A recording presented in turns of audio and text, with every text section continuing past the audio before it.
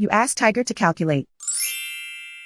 This deals with linear inequalities with one unknown.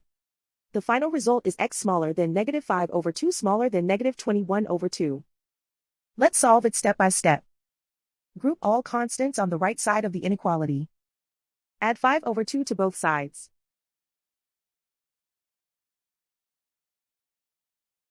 Combine the fractions.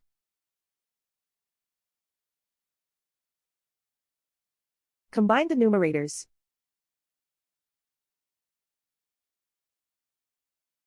Reduce the zero numerator.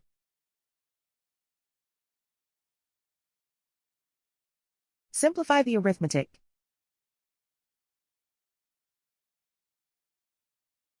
Convert the integer into a fraction.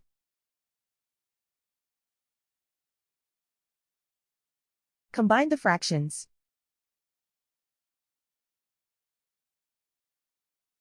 Combine the numerators.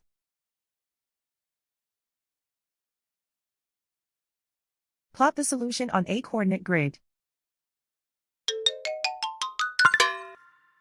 And so the final result is x smaller than -5/2 smaller than -21/2.